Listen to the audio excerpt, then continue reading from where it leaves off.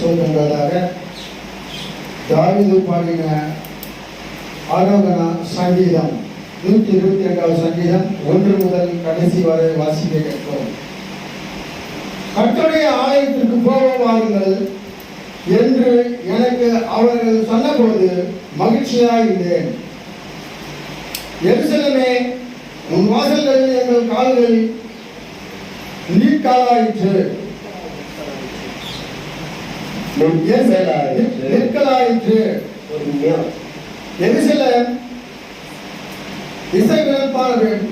இசை விளைப்பான நகரமாய் கட்டப்பட்டிருக்கிறது.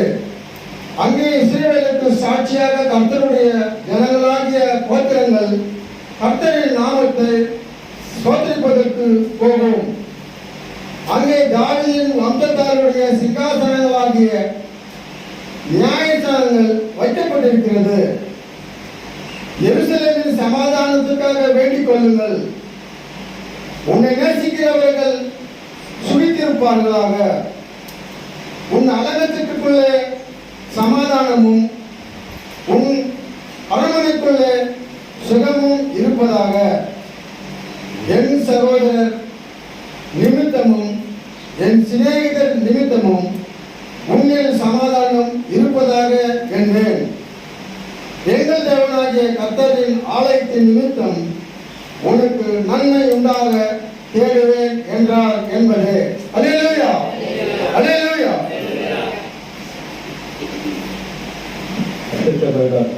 ஒரு பாடலை பாடுவோம். பாட்டுத்தாளிலே 22வது வருடத்தில்